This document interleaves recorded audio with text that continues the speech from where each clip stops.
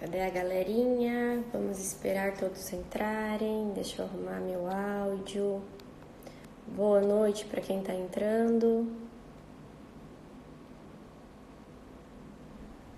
Olá, sejam bem-vindos. Bem-vindos. Vou esperar um pouquinho para chamar o André. Querido André, que vai fazer uma live junto com a gente hoje para responder algumas perguntas sobre relacionamento familiar e relacionamento amoroso. Boa noite. Me respondem nos comentários se estão me ouvindo e vendo bem. O tema hoje é relacionamento familiar e relacionamento amoroso. Pedi algumas dúvidas, algumas perguntas, selecionamos, eu e o André, algumas dessas dúvidas, dessas perguntas, e a gente vai estar respondendo para vocês. Selecionamos perguntas que são amplas e que de uma forma ou outra acaba respondendo outras perguntas que pode ser a de vocês. Boa noite! Que bom que vocês estão vendo, ouvindo. É isso aí que nós vamos falar. Bastante dúvidas sobre relacionamento de sogra com nora, de filha com mãe e todas essas também de relacionamento amoroso, sobre confiança, sobre até quando insistir, até quando não insistir. E bora lá, vamos ajudar um pouquinho vocês. Acho que já vou chamar o André para entrar aqui conosco, para ele se apresentar para vocês. Não abandonei não, senhor, estou por aqui. Precisamos organizar os horários, né, que agora estão um pouquinho restrito, mas aos pouquinhos eu vou ampliando de novo a agenda. Obrigada. Já fazia umas 2 semanas, né, que eu não entrava mais em live online e online aqui para vocês, ao vivo. Mas agora, bora lá. Eu vou chamar o André, que eu quero que o André se apresente um pouquinho para vocês.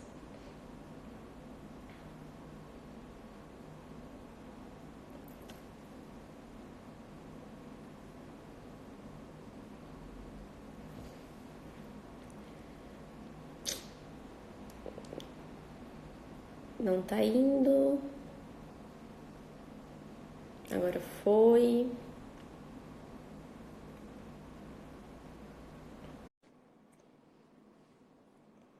Segundinhos pro André estar aqui com a gente. Boa noite, André. Boa noite, tudo bem com você? Tudo bem por aí? Por aqui tá tudo ótimo. E aí, como estão as coisas? Aqui, Mato Grosso, eu estava falando para o pessoal um pouquinho sobre você, que você era o nosso convidado hoje e que a gente estaria respondendo as perguntas, as dúvidas sobre relacionamento amoroso e relacionamento familiar. Mas Olha antes, que maravilha. fale sobre você para a galera. Da onde você é, Claro, o que claro. você faz? Bom, então uma definição mais técnica sobre o André, né? Eu sou terapeuta. Eu fui o mais jovem terapeuta a criar uma própria abordagem sistêmica familiar, né? Eu tinha 19 para 20 anos na época.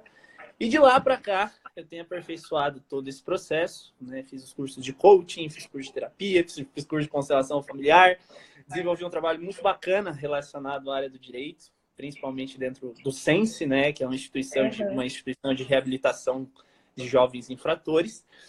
Mas lancei um livro em 2017, mas a nível de ser humano, eu gosto muito de dizer que a técnica em si, ela não é o suficiente para definir uma pessoa. Então, quando alguém me pede exatamente quem eu sou, eu costumo dizer que eu sou uma soma entre duas coisas. Entre todas as dores sentidas e as bênçãos do caminho. Então, essa soma fez o André se tornar quem ele é hoje, alguém totalmente disposto e disponível a contribuir com as pessoas que chegam até nós, né? A nossa grande função é buscar, de alguma forma, restaurar a paz dentro da instituição família. Sim. Muito legal, André. Muito obrigada. Você falou para nós a cidade onde você está. Conta pra gente, pra galera tá É por verdade, dentro. né? Eu tô na minha cidade natal hoje, Cascavel, Paraná, né? Então eu moro aqui desde que eu nasci e adoro poder parar em casa um pouquinho e fazer isso que a gente está fazendo hoje. Gostoso. Isso que você estava falando, eu costumo, de uma forma simplificada, falar para eles sobre somos frutos de uma história. Eu da minha, você da sua. E, de alguma forma, tudo que nós vivemos lá atrás respinga hoje, seja positivamente ou seja negativamente, né? E é esse equilíbrio que a gente precisa. Sempre a gente está elaborando as coisas ruins, os problemas, os traumas e deixar cada vez mais o lado positivo tá florescendo, porque todos nós temos sim o lado negativo, as coisas ruins lá de trás, e é onde a gente precisa trabalhar. Falo muito assim, fruto da nossa história, somos nós. Muito legal o que você falou. Perfeitamente, né? E é bem isso. Não tem como a gente tomar todas as bênçãos que a vida tem para oferecer enquanto a gente não olha principalmente para as nossas raízes, enquanto a gente não olha verdadeiramente para quem a gente é em si, para nossa história, para nossa família, etc. Show de bola. Você estava falando sobre Cascavel, eu passei aí uma vez só, mas eu me formei em Curitiba, né? Me formei na É PUC, mesmo? adoro Paraná, lindo demais. Morei por 6 anos lá em Curitiba. Olha só. Você está em Sinop agora, né? Agora eu tô em Sinop. Sinop foi a primeira cidade que eu fui no Mato Grosso para dar uma formação em toque. Inclusive, eu sou muito grato ao Mato Grosso e a Sinop por ter me aberto essas portas todas, né? E quanto à PUC, surge a nossa semelhança, né? Eu tenho especialização em neurociências, né? Pela PUC, só que a PUC do Rio Grande do Sul. Que bom que você conhece o nosso calor daqui. Agora tá mais gostoso, tá chovendo, tá tranquilo. Tá Mas chovendo aí? tem Aqui época que hoje é estava bravo. 35 graus aqui. Nossa senhora. Tem época que é Trocamos tenso. ambientes, né? E a galera ali, ó, falando pertinho de você, Pato Branco. Tem um pessoal aí do Paraná também. Olha que coisa linda, né? Muito André, bacana mesmo. você conseguiu selecionar as perguntas ou foi difícil também? Olha, eu vou te dizer que foi muito desafiador, viu? Porque tinha cada pergunta boa que eu falava, meu Deus do céu, se for para responder tudo isso aqui, não vai dar tempo. Então eu selecionei algumas, selecionei 6, na verdade, com a Show. última. E chegou do nada, assim, eu falei, preciso responder essa questão, mas foi bem difícil. É difícil mesmo. Eu falei para eles um pouquinho antes de te chamar que a gente tenta pegar todas as perguntas que são amplas, que a gente consegue abranger outras perguntas também, que a gente consegue responder para estar facilitando. A conexão aí tá boa? A conexão aqui está um pouquinho instável, mas já Uhum. busquei ajustar o Wi-Fi. Então, beleza. Vamos começar por essa última pergunta que eu tô curiosa, que você colocou no meio das outras. Essa última que eu te falei por áudio, Aham. vamos lá sim. Bom, acho que antes de responder qualquer pergunta, acho que é muito importante as pessoas entenderem que tanto os relacionamentos amorosos quanto familiares são duas estruturas extremamente significativas, que são capazes de gerar inúmeras bênçãos, mas também são capazes de gerar inúmeras dores, inúmeros traumas, inúmeras faltas e medos. Então, tudo depende da perspectiva que a gente adota com o sofrimento que em algum momento nos é imputado, né? Então, uma das últimas perguntas que eu falei ali, deixa eu só confirmar se é essa mesmo, né?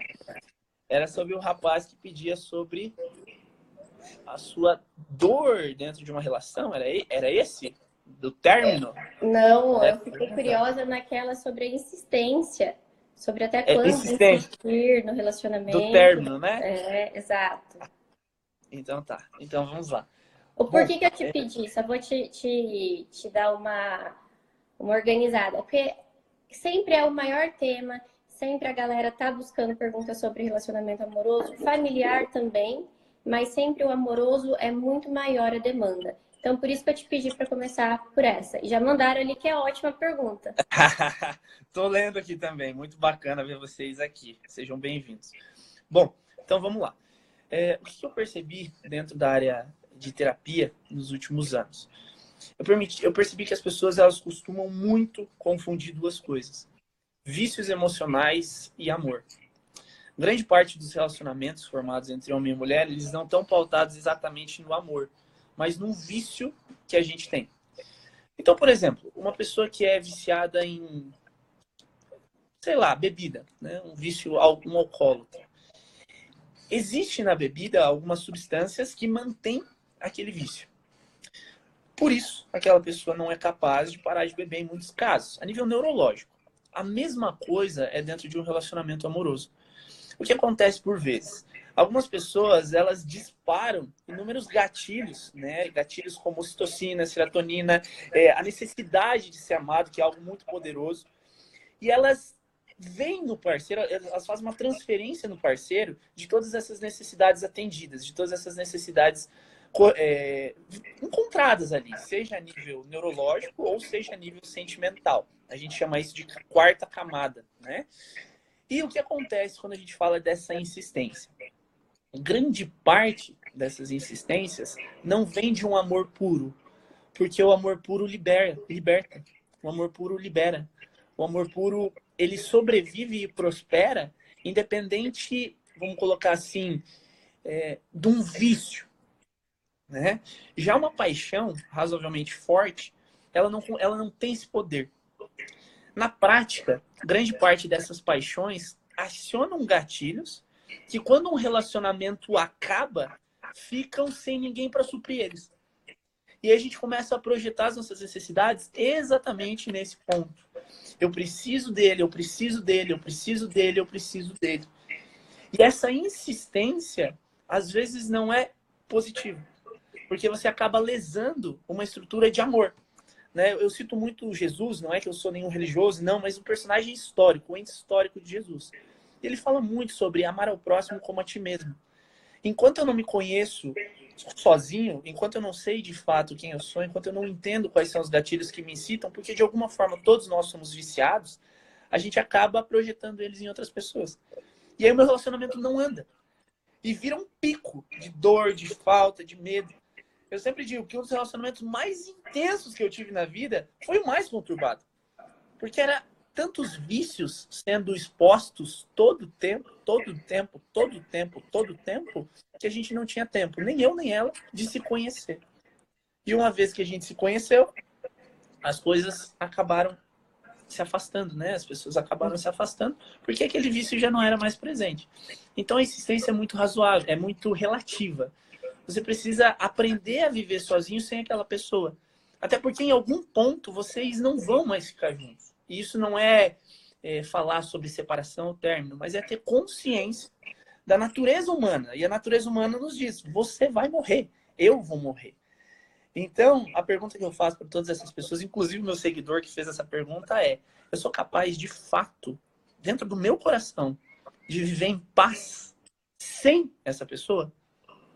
Se eu conseguir conservar esse sentimento, pode ter certeza que eu vou ser muito feliz ao lado dela. Porque ela não vai vir para me complementar. Ela não vai vir para fechar um buraco. Ela vai vir simplesmente para, ao meu lado, caminhar até um movimento maior, até uma plenitude maior. E lembrando sempre que grande parte desses vícios são os vícios que a gente ativou na nossa infância, né? Com relação principalmente aos nossos pais, que às vezes não tiveram a possibilidade de contribuir, a possibilidade de dar aquele amor. Então, eu acredito muito nisso. Acredito que à medida em que você vai se curando com seus pais, com a figura da sua família, é natural você encontrar relacionamentos familiares diferentes, porque os teus vícios já não vão mais ser os mesmos. Eu falo muito que a gente age conforme a gente vai aprendendo, né? E por mais que lá atrás nós não gostávamos de ver, de ouvir, de viver aquilo, inconscientemente a gente não consegue fazer diferente e a gente acaba agindo da mesma forma. E é onde a gente precisa inverter a rota. Ali, eu gosto muito de falar sobre a dependência emocional, nesse caso também. Até algumas pessoas mandaram. Quando eu trabalho alguns relacionamentos dessa forma, uma pessoa que não consegue se desvincular da outra, seja relacionamento tóxico, abusivo ou nem isso, né? um relacionamento que até certo ponto foi saudável e depois, por algum motivo, não estava mais sendo legal. Eu falo muito do vício e quando a gente trabalha o término, é realmente quando trabalha a droga, sobre a abstinência. Por isso que é muito difícil. Porque as pessoas acabam ficando tão viciadas no outro, tão dependentes daquilo, que é onde vem a dependência emocional, que a gente precisa trabalhar de uma forma zerado, de zerar realmente. Por isso que a gente pede de não ter o contato, de sempre estar eliminando uma coisa ou outra. Você também acredita nisso, André? Com certeza. Eu acredito que é muito isso. Né? Tanto que toda a sua fala, ela de certa forma encaixa certinho no que a gente está conversando até agora. Né? Por muito tempo da minha vida, eu casei quando eu tinha 18 anos. Né? Meu primeiro casamento durou, poxa, quase 8 anos. E o que eu percebi dentro dessa sistemática? Que dentro de mim, aquele amor era muito mais um vício. Era muito mais uma falta, uma carência, um medo, né? Uma dependência. Então, quando isso foi sendo trabalhado, é que a maturidade chegou. A gente costuma muito dizer que a vida ela se divide em 4 fases emocionais: a infância, a adolescência, a idade adulta e a transcendência. Que é um Sim. processo que eu não falo muito porque eu não cheguei lá. Mas até a fase adulta eu costumo falar bastante. E na prática, à medida que você vai amadurecendo, você vai aprendendo a lidar com os seus vícios. Então imagina 2 pessoas que estão emocionalmente na adolescência. A partir do momento em que uma pessoa, através do desenvolvimento pessoal, das experiências de vida, sai daquela esfera, sai daquela dor, ela se torna adulta. E se a outra fica na adolescência, elas já não vibram mais numa sincronicidade, numa mesma sintonia. E aí as pessoas, muitas vezes, elas retroagem, elas deixam de continuar crescendo para sustentar um vício. E aí muitas vezes a gente entra no julgamento, na dor, na falta, olhando para qualquer outro viciado e falando, olha aí, como que você não consegue fazer? Mas com pessoas funciona da mesma forma. Uhum. E se a gente acaba também, dessa forma, esperando o outro ou tentando nos equilibrar ao outro, a gente acaba muitas vezes nos anulando, né? Por causa que a outra pessoa já não, vamos falar leigamente, já não tem os mesmos objetivos, os mesmos pensamentos e os mesmos hábitos, né? E a gente acaba muitas vezes se anulando para poder estar encaixado naquilo ali. Exatamente. E isso, de certa forma, é viver amparado por um sentimento que a gente não percebe, que é o medo. Não é que a gente não vai ter medo das coisas. O medo é um instinto de sobrevivência, ele atua sobre a natureza humana, é fisiológico. Mas muitas vezes o que sustenta grande parte dos meus medos e da minha falta de ação é justamente a dificuldade para tomar decisões, inclusive no contexto amoroso. Né? A gente acredita muito por aqui na autenticidade. A gente acredita que o sucesso, um dos elementos fundamentais do sucesso é você ser você mesmo, é você encontrar, reconhecer a sua essência. Mas muitas vezes é desafiador, para não dizer muito desafiador, você fazer isso repleto de vícios e se anulando dentro de uma relação, como você colocou, né? É.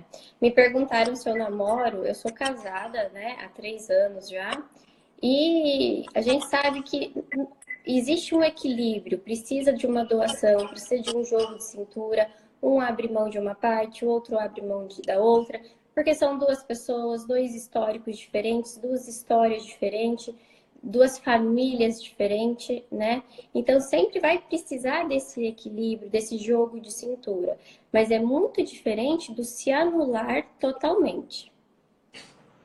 Exatamente, perfeito. Até enquanto você estava falando, eu vi várias perguntas subindo aqui do pessoal que está assistindo, falando sobre apanhar em um relacionamento, enfim, tudo isso. Então, aproveitando o gancho do que a gente está conversando, é natural dentro de um relacionamento amoroso existirem 2 energias. A energia masculina e a energia feminina. Né? Qual que é a grande sacada? Qual que é muitas vezes o grande problema? As pessoas, principalmente os homens, confundirem energia masculina com agressividade. Uma coisa não tem nada a ver com outra. Ser um homem masculino, másculo, é ser um homem generoso e gentil com a sua mulher. É entender na prática que é através do respeito que você constrói posicionamento. Um lar precisa ser um lar seguro. Um lar precisa ser um ambiente seguro. um ambiente de muito amor. Mas isso não significa que não vão haver posições diferentes. Isso não significa que não vão haver desentendimentos. Então, acho que para o pessoal aí que viveu um processo difícil, um processo de agressão, entenda que isso nem sempre, ou melhor, não vou dizer nunca, porque, né? Mas é muito difícil que seja amor. Eu também respondo isso aí. Me perguntam sempre, né? É amor, é isso. Eu sei que é tóxico, eu sei que eu tô apanhando e não consigo sair fora, é amor. Falo, cara, de nenhum dos dois lados é amor, de nenhum dos dois lados. De um lado a gente tá falando de uma dependência muito grande, né? E até fizeram uma pergunta ali e me lembrou de um comentário. Eu fiz um post esses dias e um cara veio em cima de mim falando que não existem só homens tóxicos, homens abusivos e homens agressivos. E eu concordo muito com ele, sei de muitos relacionamentos que vão por água abaixo por causa do comportamento das mulheres. E eu tento, sei que você também, sempre colocar dos dois lados, né? Nos posts a gente toma muito cuidado para não generalizar ou generalizar e mostrar que sim, pessoal, tem os dois lados, tanto as mulheres que são extremamente tóxicas, quanto os homens que são extremamente tóxicos, sejam agressivos verbais ou também fisicamente. Perfeito, perfeito. Esse posicionamento é bem dessa forma mesmo, né? Uhum. Mas bacana, continuando nesse assunto que você falou sobre homem ou mulher, eu separei uma pergunta aqui que eu gostaria que você respondesse. Não só Claro, vamos como lá. profissional, mas como psicólogo. Deixa eu achar ela aqui. Quando o homem não quer ter filhos, pode ser por falta de expectativa no relacionamento? O que você acha, André? Quando o homem não quer ter filhos, É. então vamos lá. Depende. Depende principalmente do porquê ele não quer ter filhos. Eu vou te dar um exemplo meu. Se alguém chegar para mim hoje, André, você quer ser pai? É claro que eu quero. Mas se alguém me pedir, você quer ser pai hoje? Minha resposta vai ser não. Por quê? Porque hoje eu tenho valores que me conduzem muito mais a uma agenda bastante apertada. Não é que eu não tenho tempo, acho que tempo se cria para qualquer coisa, mas o meu foco é um. E eu acredito que existe uma responsabilidade, você sabe muito bem disso como mãe, de ser pai, de ser mãe. Então, a grande pergunta que precisa ser respondida é: qual é o valor? Qual é o motivo? O que tem por trás desse eu não quero ser pai? Né? Será que eu estou empoderado? Será que eu estou olhando para mim? Será que o meu objetivo, por exemplo, profissional não vem acima até eu criar, entre aspas, uma segurança para que a minha família tenha condição de oferecer um lar? Então, um lar seguro para um filho. Então, o homem em si tem essa necessidade de proteção e de segurança. Né? Alguém ali em cima me pediu antes, qual é a função de um homem dentro de um relacionamento? E uma das funções mais sagradas de um homem dentro do casamento, dentro do relacionamento, é gerar proteção. É gerar proteção. Isso não significa ser milionário, isso não significa só ganhar dinheiro, mas isso significa posicionar a sua energia. Né? E muitos homens vinculam isso ao sucesso profissional. Então, pode ser isso, certo? Mas também podem ser outras coisas. Pode ser que eu não queira ser pai porque eu tenho um grande conflito com o meu pai. E se eu tenho um grande conflito com o meu pai, é como se inconscientemente já conservasse uma crença de que ser pai é ruim, ser pai é horrível. Como que eu vou ser pai?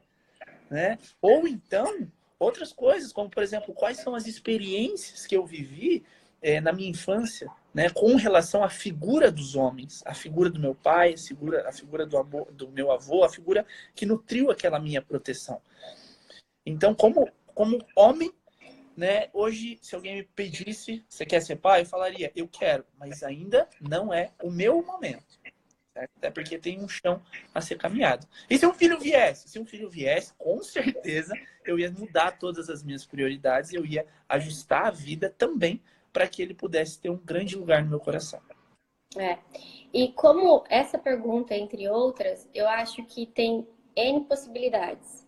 Só que uma coisa que o pessoal esquece, André, que é o diálogo, né? Vamos dialogar, vamos perguntar o porquê, quando, qual o motivo. Eu acho que tudo isso a gente consegue ajustar nos relacionamentos. Muitas coisas ficam por ou tanto faz, ou não sei, ou deduzir, e acaba onde os relacionamentos vão por água abaixo, ou as pessoas vivem junto, mas não têm um relacionamento, porque existe muita falta de diálogo. E a gente esquece de usar algo que é tão simples, mas que é tão importante nos nossos relacionamentos. Sensacional. É isso mesmo, né? Sem É, diálogo. Pensa, a gente conversa com a gente o dia inteiro e não se entende muitas vezes. Aí eu, eu vou exteriorizar, eu vou faltar com essa exteriorização de diálogo. Como é que o outro vai me entender também? Então, é, exatamente. E por coisas simples, né? Se nós não tivéssemos conversado um pouquinho sobre essa live, ela não ficaria tão organizada, né? Acho que seria uma é organização verdade, né? que não dava certo. E me corrija se eu estiver errado, você estava falando sobre, né, essa questão do pai, do filho, do etc. Na sistêmica, a gente chama de transgeracionalidade, que vai passando. É isso que eu estudei lá Isso. na faculdade? Isso, essa é a minha abordagem central, é o que eu mais amo fazer, é onde a gente criou todas as nossas teses, certo? E sim, é transgeracional, né? Você pega uma determinada estrutura e você percebe que comportamentos eles ficam, entre aspas, sendo reproduzidos geração após geração, se a gente não olha para isso. E a gente tem gatilhos muito específicos que ativam traumas e dores que são provenientes da nossa família. Eu não sou sistêmica, André, como você sabe, eu sou comportamental, né? Mas tem uma coisa que eu uso muito, muito, muito, é sobre o nosso sistema e o subsistema. O quanto quando a gente mexe um subsistema, acaba interferindo entre o outro, e, entre os outros, né? E tem muito a ver com essa questão da família, né? Dos problemas familiares. O que você fala sobre isso, André? Eu acredito muito no que você faz em primeiro lugar.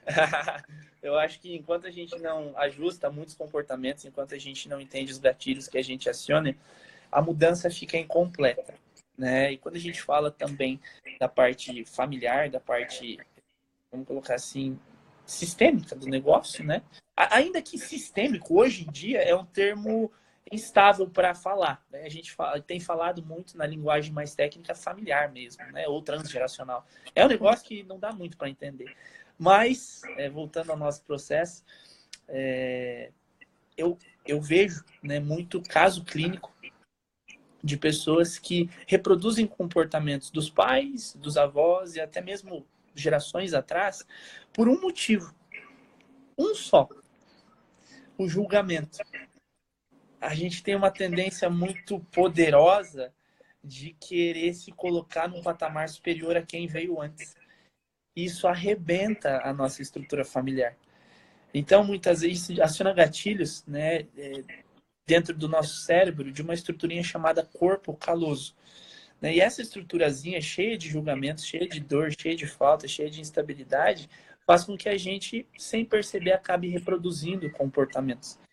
Então, não adianta eu dizer para minha mãe que ela tem que fazer isso, que ela tem que fazer aquilo, que ela tem que fazer não sei o quê, se eu me coloco no patamar de mandar no outro, né? E isso acaba gerando muita dor. Eu sou um pouco ampla para essas questões, eu gosto da sistêmica, como eu trabalhei por um ano no final da faculdade, então eu acabo colocando sim, leio e gosto. E acredito muito nisso e acho que é muito positivo aqui dentro do consultório eu usar junto com a comportamental. Eu gosto, por isso que eu estava falando para você falar um pouquinho mais sobre isso, porque eu acho legal, eu gosto muito do assunto. É muito bacana mesmo, né? E aproveitando o gancho, quando a gente fala da tese, eu vou falar sistêmica porque é assim que eu falo, me perdoem os técnicos, eu sei que não usa mais esse termo, mas, né, mas a filosofia sistêmica, a estrutura sistêmica, ela muitas vezes vai falar sobre neurologia, vai falar sobre corpo caloso, vai falar sobre córtex pré-frontal ventral, vai falar sobre um monte de coisa técnica. Mas talvez o que mais resuma a tese, mais resuma a estrutura da ideia familiar, é a gente aprender a respeitar três princípios básicos, que são o pertencimento, a compensação e a ordem. Né? Pertencer é colocar cada um dentro da sua família no seu lugar. Não importa o que o seu pai fez. Talvez você não consiga amar, mas isso não faz com que ele deixe de ser o seu pai. E pai é pai, ok? É. O meu pai, infelizmente, ele cortou relações com a família quando eu era um adolescente. E depois disso eu precisei de muita terapia para poder entender ele e seguir a minha vida. A segunda lei é a lei da ordem. Então, quando eu quero ser maior que alguém, quando eu quero ditar um ritmo, quando eu quero falar para os meus pais o que eles têm que fazer, para os meus avós o que eles têm que fazer, quando eu acho que eu sou grande, é aí que eu me arrebento. Porque eu fujo de um fluxo de uma lei natural. A lei natural é eu sou pequeno, eu venho depois. A gente deve, literalmente, honrar aqueles que vieram antes. Porque o maior presente que a gente recebeu veio da nossa família, que é a vida. Então, quando eu rompo com esse padrão de pertencimento, sem perceber, eu vou me arrebentar. Porque eu estou fora do meu lugar. Né? E por fim, a compensação, que é algo que a gente acaba ferindo muito nas nossas relações amorosas. Né? Então, o que é compensar? É entender que a vida é como um fluxo e como uma balança entre dar e receber. Então, por que a gente se arrebenta tanto nas nossas relações familiares? Por que a gente se arrebenta tanto na nossa relação amorosa? Porque a gente tenta ir contra um fluxo natural, que é eu dou e eu recebo. Eu dou e eu recebo. Eu dou e eu recebo. Né? E dentro de um relacionamento, muitas vezes pelos vícios emocionais, o que a pessoa faz? Ela dá. Aí o outro não dá, ela dá mais. Eu não dá, ela continua dando. E aí chega um momento que não tem mais equilíbrio. E os endividados, eles tendem a ir embora. Eles tendem a seguir a vida deles. Por quê? Porque eles estão endividados. É como um devedor em cidade pequena. Ele não tem como pagar, ele vai precisar seguir a vida dele. Então, quando a gente fala de família, esse princípio da compensação se aplica à vida. Poxa, a gente ganhou a vida.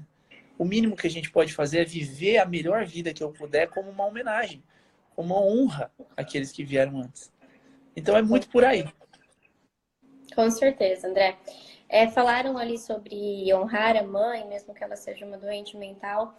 Todos nós temos problemas familiares, né? Alguma coisa ali não está ajustada. E existem pessoas que têm problemas muito grandes com pais e mães, né? E claro que existem relações, pelo menos eu vejo aqui, que se a gente insistir, a pessoa, por exemplo, o paciente, ele acaba sendo prejudicado. Ele acaba o quê? Sendo intoxicado, porque eu acredito muito e eu vejo que existem pais e mães tóxicos como relacionamentos amorosos. Então, eu parto do princípio assim, te deu o dom da vida, a gente agradece com certeza. O que você é obrigado a fazer? Respeitá-lo. Respeitá-lo. Mas desde que cada um esteja no seu quadrado. Porque algumas pessoas, a gente tenta fazer movimentação para tentar aproximar mãe e filha, filha e pai, seja o que for, mas eu vejo que muitas vezes isso não dá certo, por causa do comportamento do pai, por causa do comportamento da mãe. Eu, como profissional, eu não insisto no meu paciente ficar ali se prejudicando. Eu acho que tudo tem limite. A gente tem que respeitar. Porque da mesma forma que nós somos frutos de uma história, os nossos pais também são e eles têm as limitações deles. E a gente precisa entender isso. Então, eu acho que tem que tomar muito cuidado.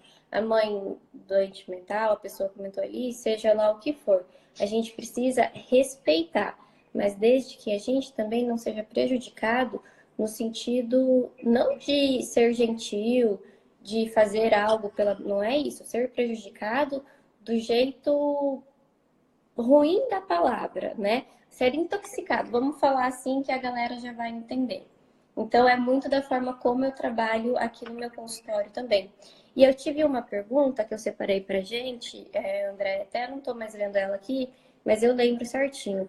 Ela falava assim, a menina, eu por algum tempo eu deixei de falar com a minha mãe, por algum motivo ela não falou o motivo, mas eu tento de novo reativar esse relacionamento, esse diálogo, voltar, mas a minha mãe não quer. A minha mãe não quer e ela já falou que é melhor assim. Então, assim, a menina tentou a aproximação e a mãe, por algum motivo, não quer. Nós não sabemos o porquê da briga, né? Mas, poxa, a gente pensa, uma mãe não querer a aproximação da filha, realmente é complicado de pensar. Só que a gente tem que ir mais além. Essa mãe também é fruto de uma história. O que será que nessa briga foi ativado? Ela tem as limitações e está na hora dessa filha respeitar um pouquinho. Você concorda, André? Concordo. Inclusive, eu gostaria de fazer um relato pessoal. eu sou um pouco novo aqui no Instagram, né? Eu sou mais do Facebook. E eu lancei um texto algum tempo atrás falando sobre o fato de eu não falar com o meu pai há 8 anos atrás. Né? Fazem 8 anos que eu não consigo estabelecer uma relação com meu pai. E o que a pessoa que fez a pergunta falou faz muito sentido. Porque a gente tem uma carência, uma falta de amor, né? Um desejo por suprir aquilo. E há um tempo atrás, eu tomei uma decisão muito, muito forte na minha vida. Eu falei, ok, então eu curo meu pai dentro do meu coração, eu honro ele com o meu sucesso, eu honro ele com um bom relacionamento, eu honro ele com a minha vida. Mas eu não tenho como obrigá-lo a ficar do meu lado. E sabe o que aconteceu um tempo depois? Eu estava numa farmácia e adivinha só quem eu encontrei? Seu pai. Meu pai. E vou te falar quando que foi isso. Ontem. Não foi ontem, né? E aí, eu depois de muita terapia, cheguei até ele, coloquei a mão no ombro dele e disse assim, oi, pai. Ele me olhou um pouco assustado, acho que ele não esperava aquilo. Me cumprimentou distante, me cumprimentou com um aperto de mão forte, um aperto de mão firme. E ele disse assim para mim, um dia eu ainda vou te procurar. Eu não estou preparado para isso ainda. E eu olhei bem nos olhos dele e eu só disse assim, tá tudo bem. Então ele foi e eu terminei de comprar as minhas coisas lá e segui a minha vida também. Mas o que ficou como a grande lição é eu não cresci apesar da dor da ausência do meu pai. Eu cresci e me tornei homem por causa disso. Porque senão talvez eu ainda fosse um adolescente mimado, que ganhava tudo, como eu era. Então, é a mesma experiência para essa moça. Deixa. Trabalha você. Construa o seu sucesso. Construa a sua vida nos teus termos. E os teus termos são diferentes do meu, são diferentes do seu, são diferentes de todo mundo. Então, que você possa encontrar isso e fazer da tua vida uma honra àqueles que vieram antes. Exatamente, eu concordo. Tem coisas que nós não temos controle, mas a gente, sim, né? O nosso trabalho, a nossa pessoa, isso tudo a gente consegue evoluir. Isso, pessoal, é aquela questão assim, é bênção ou é lição? E a gente vai o quê? Se não é bênção, vamos fazer disso uma lição? O que eu posso aprender? O que eu posso tirar com isso? É ser resiliente? É tirar leite de pedra? É fácil, André? Não, não é fácil. Te doeu por muito tempo. E acredito que ontem ainda te fez ficar refletindo, pensando e tudo mais. Só que tem coisas que nós não temos controle. Nós não temos controle no outro. Não sei se foi moça, passou ali, não vou voltar, falou que nem todas as mães amam os filhos. Eu acho que nem todas as mães sabem amar os seus filhos por causa das suas limitações. E nem todos os filhos se sentem amados pelo jeito que a mãe ama, né? Que cada um tem a sua forma de amar, a sua forma de se doar, de demonstrar, e que cada um também tem o seu jeito de se sentir amado.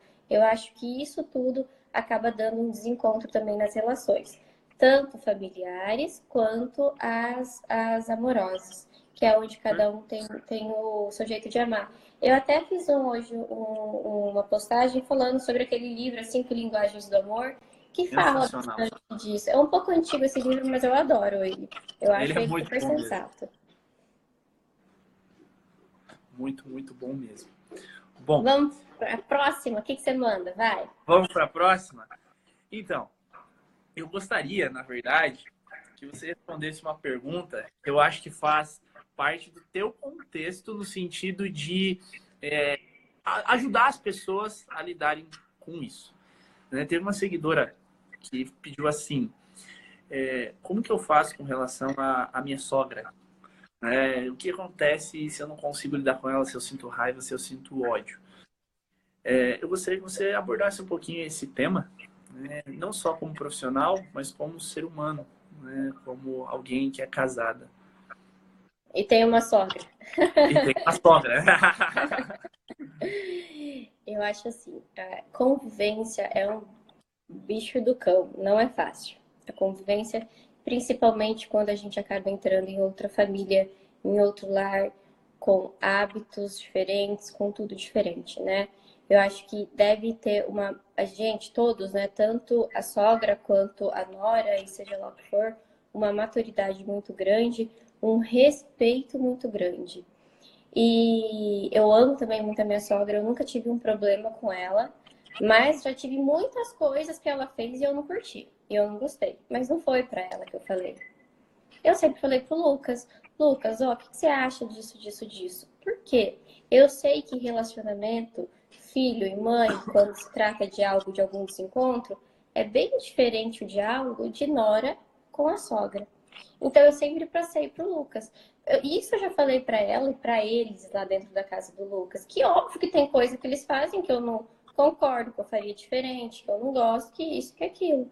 Só que a convivência é muito delicado, é muito complexo.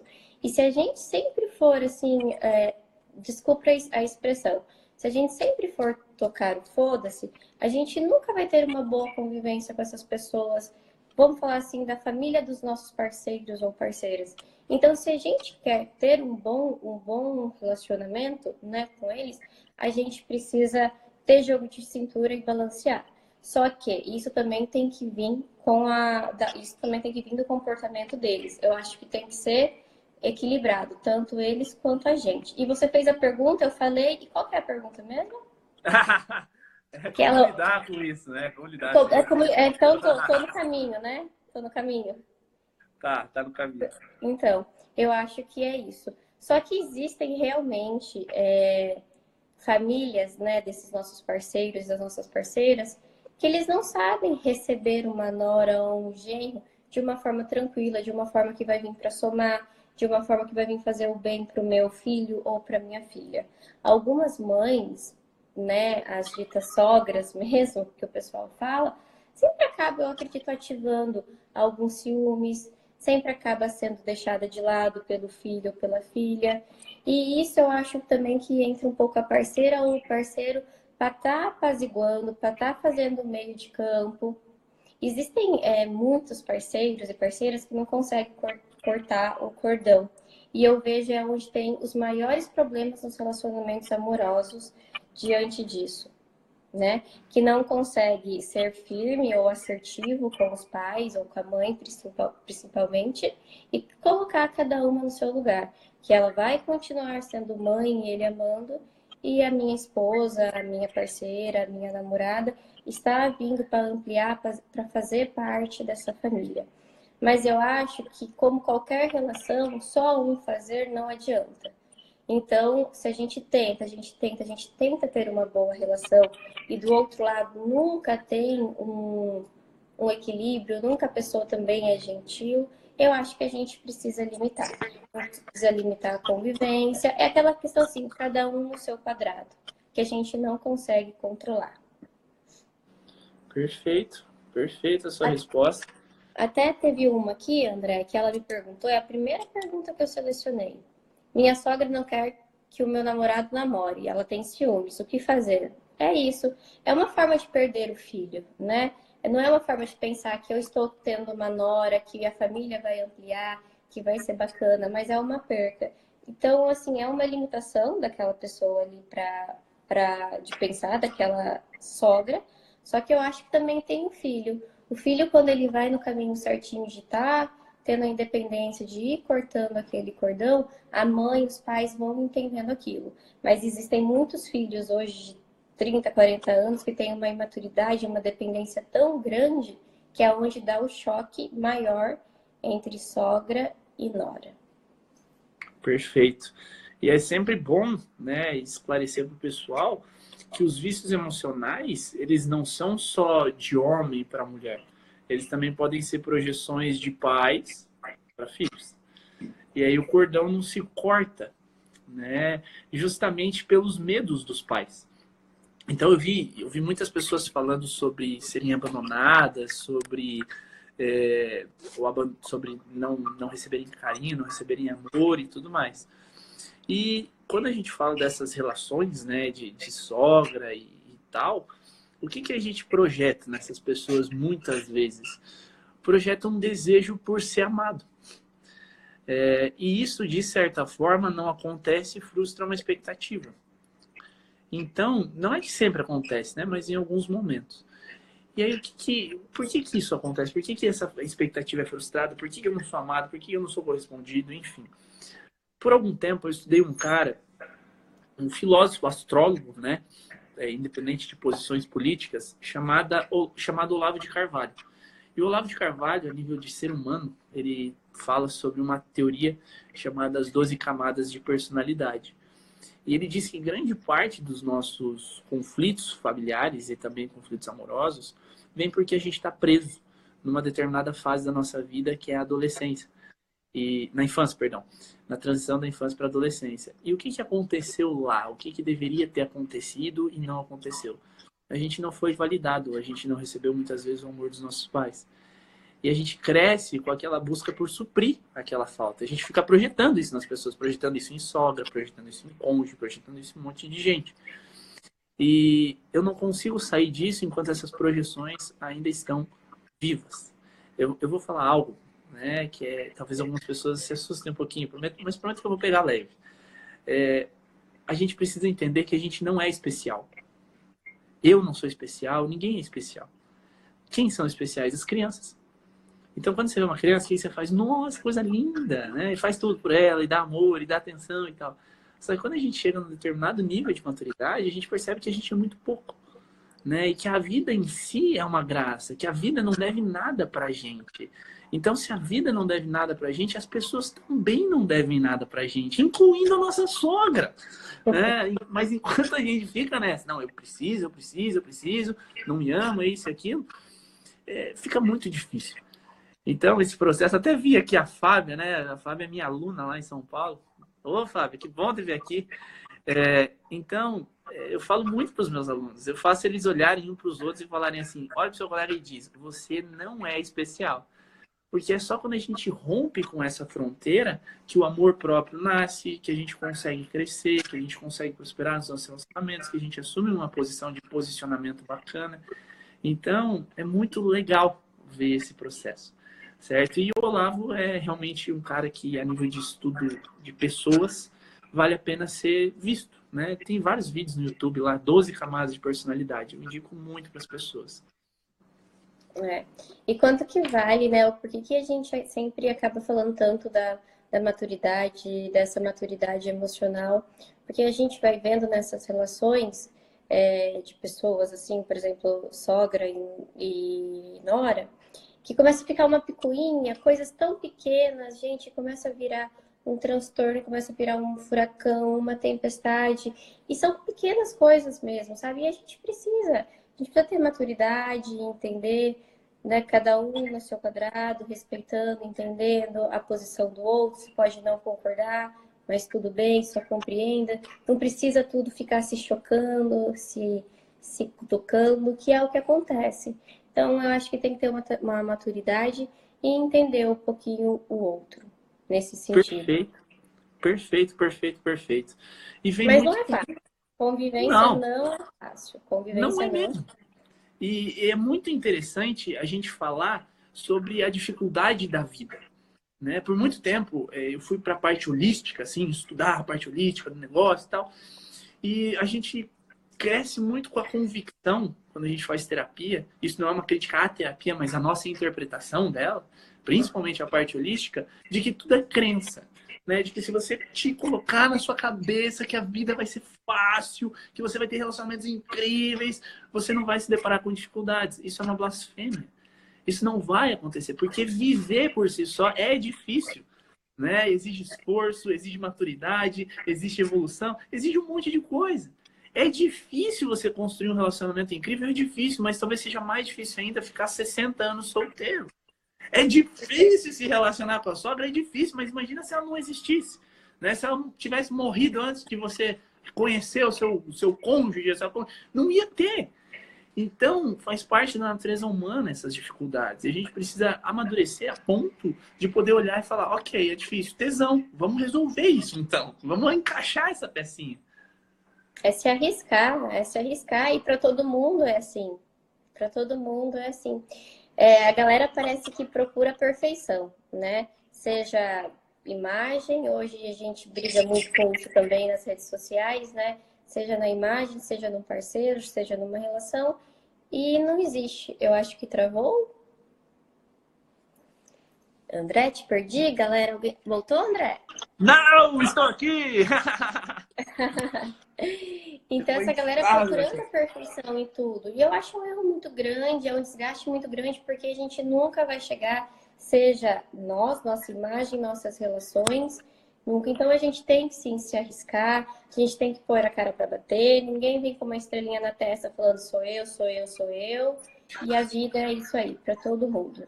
É colocar a cara no mundo e enfrentar.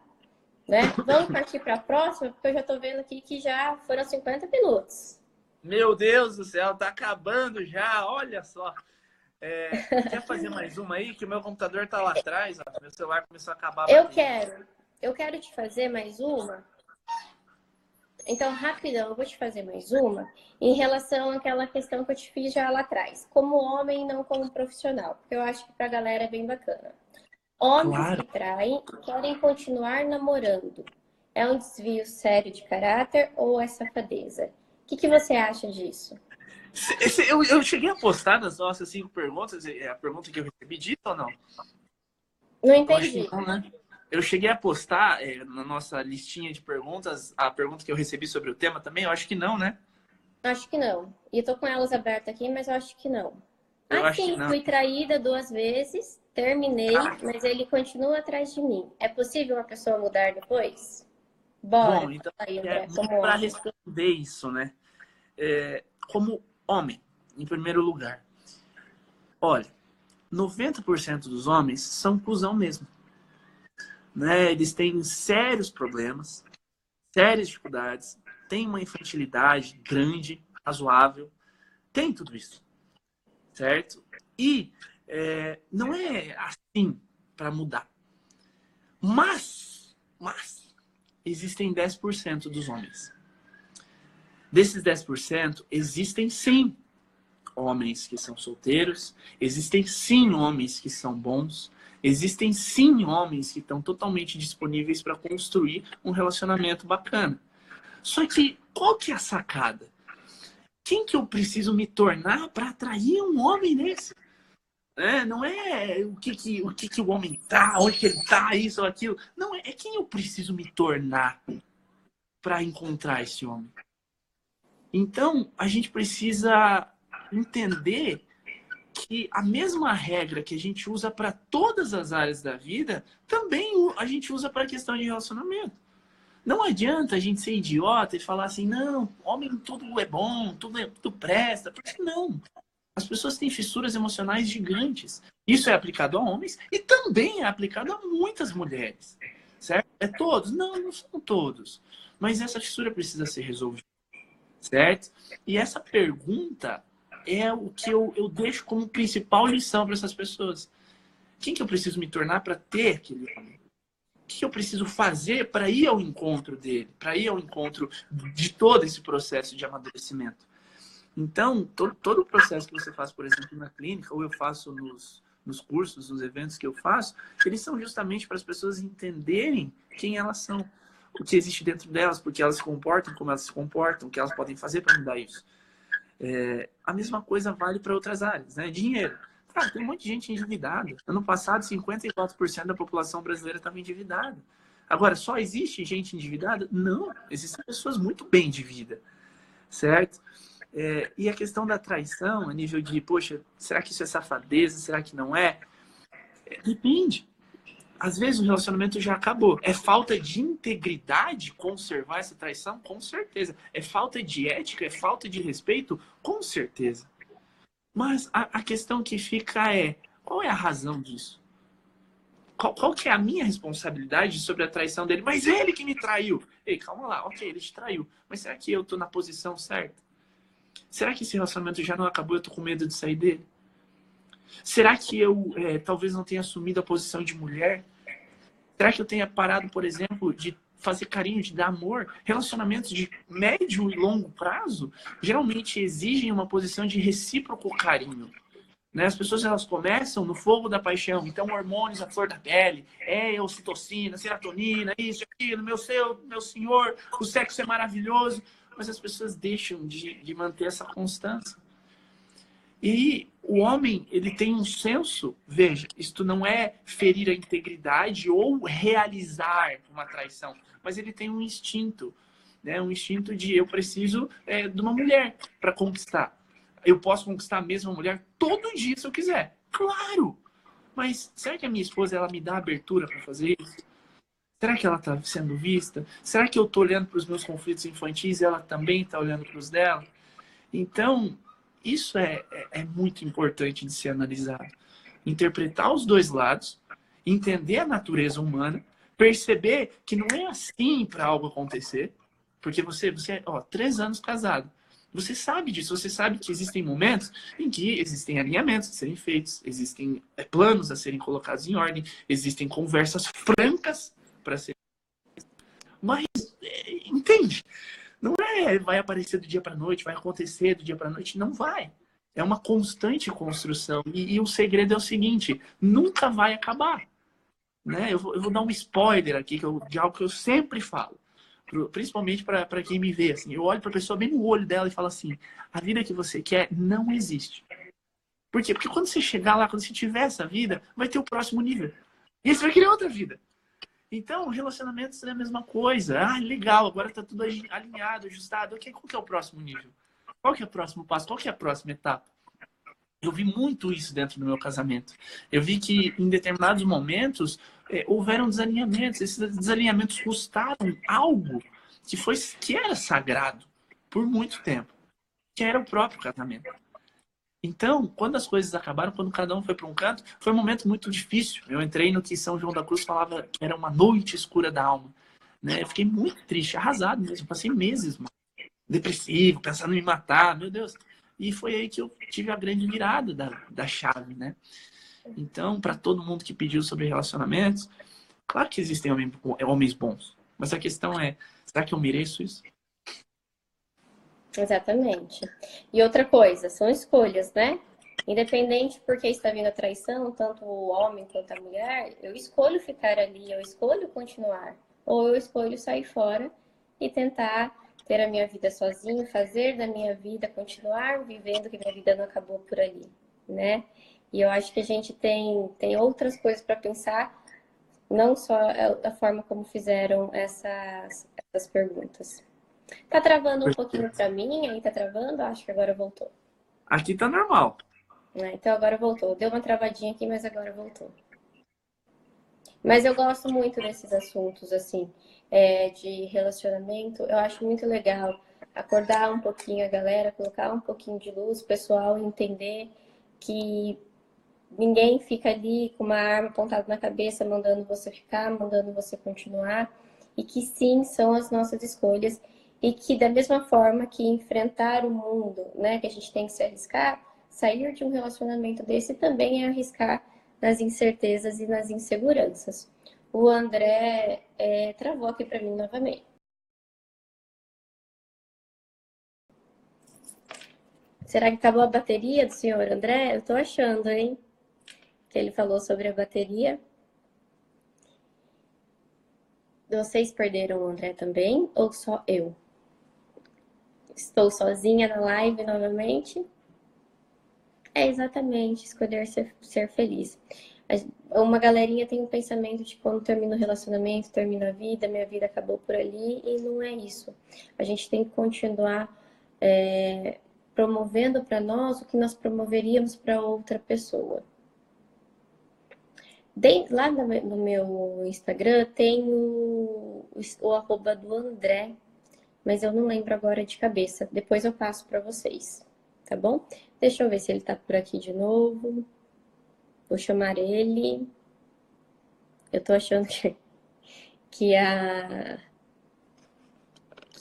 bateria dele acabou. Vocês botam fé nisso? que ele fez isso comigo. Isso mandaram aqui, ó, pessoal, o arroba do André. Tá aí mesmo. Acho muito bacana vocês seguirem ele. Gosto muito do trabalho dele, acho muito parecido com o meu.